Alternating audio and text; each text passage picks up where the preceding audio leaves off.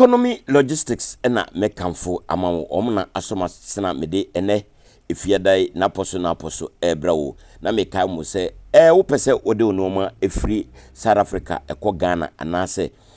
wodi free oman Ghana mu badia adwumaku na mekanfo amawo bedenia sanwa popo Debbie bedenia sanwa fadrini Debbie gogo motinyame ayemia kunyame diwuhile da ɔdeneho bedenia sanwa fadrini ɔdeneho bedenia sanwa popo ɔdeneho gogo motinyame ayemia kunyame diwuhile da twin Mede enchia soronko ebekwa ama metiefo nyina ene efiada 5th of January 2024 ensemo a eba adwasoro na munua be ma mayi bia mede ebremu ene efiada ina yede ani ekire eye fawman a ewo atwema imponia district niaba beto dwa anase yensa akane se eye kai ya ye frɛ no Toyota Hilux ebi akwakobo awura obi edemu ama sabrei enipa wako de waye nyamedia ama miensa na womuka ho no sabre babia womuda no ani enyan arawusemi ena ene efiada yi yede ehye napɔso ase Sayeko ensem mu a eye professor eye Peter Kwe ede ensem bi abetudwa na ni hwehwemu a waye ne se eye 2023 a etwamu Ghana fo atichafo asabre wo mo pe enkrata akwakọ kire ade ewo eye Ingresi abrochima mu meka UK no eye de broni beka no 16,000 ena asabre de omo pese omo free eye oma Ghana mu na omko eye English abruchirima mu ekokira de se de empenifo kase abo bia didiko de nasum ebedweno sei ena eye Ghana fo etichafo eye 16,000 no oma ye oma dwese ombe free oma yi mu mamia woda eku a ye friend Peace Watch Ghana Madam Nyankupa Daniels no atutubia amane eye asofo anase professor womo apija womo ano etia eye IGP eye Dr. George Akufu Dampare se krata eye afibia te first odiba abonten no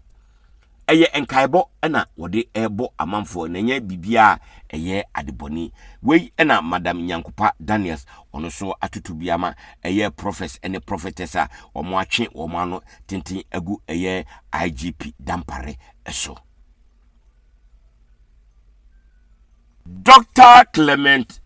Apak edi ababe tudwa se eye nhwehwemu a abase eye 2024 abato ebeto no NDC ebedi enkunim no ma NDC fo no ema wo enye wo ede wo enhwi wo nipa na se wo mfe wo ni chi esanse eye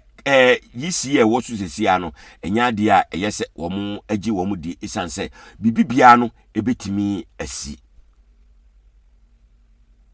Ghana Medical Association ede eye enoma foforo ababeto ekwamu esanse womo hu se Ghana fo omdibre no omo atete so ndi sabre de omo a ede womo dibre no ene womo titles no ababeto dwa se wo ye doctor wo ye medical doctor wo de ewo na wo ye dental surgeon so a wo de ewo ho enti se wode no asam wasapon se me ye doctor dental surgeon na ye be frɛ me eye Dr. Dent Kwaku Asamwa Sapon se me ye professor na masa aye doctor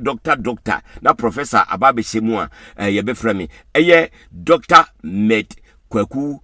professor aha wo hwɛ afidie no so asede wo mosi ahyehye eye abodini nyina ena eguso no wone be ya adwene se Ghana fo ene title de wa wanitia na me kai mo se eye wochena ensemo a ye hyase efri adwada ebesi efiada no ye bebobɔ ni nyina tofa na yaye ho sini ede abramo ewo afidie yi so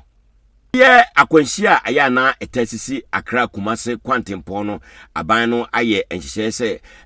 ebia baabi no anase efa baabi no oba beba mu se ya ka dodo na ebetimi afa eye ekwan no so na akwanhia aya na etasisi no ano abrasi wei ena aban president Nana Akufo-Addo aban no ede ato edwa Say ya to also so na ye kwa Jubilee House. We will crush any troublemakers. Jubilee House wants. Abusuafo we de efri Jubilee House na ba say 2024 abato a ye beto no wa beye wadwe say wo de basa ye bia beba de ene we de straight from Jubilee House mo amobe sa de no say do mo si actual brofo no o mbe crash mo ye do beto apoto bia mu ene ye de ta asisa ngrofo no so ene ye twimu ama mo afi fiko Wahimpo a wowo Savannah region Bolera de ababetu say abato a ye babeto no meka afimu 2024 say ahemfo ya mo hihye na se no mo ntimi anya ohamu nchichemu aduoso num ama John Dramani Mahamad ya wonum bedi sede emra ese atiefo aha na medem besi nyameboa na wokyena yetenkwamu a sede medical aka no yebeboaboa na wotwi nyina ensemo a ebadwa no na yaye ho esini de abramo meda obi ase ema obia monitia adeshi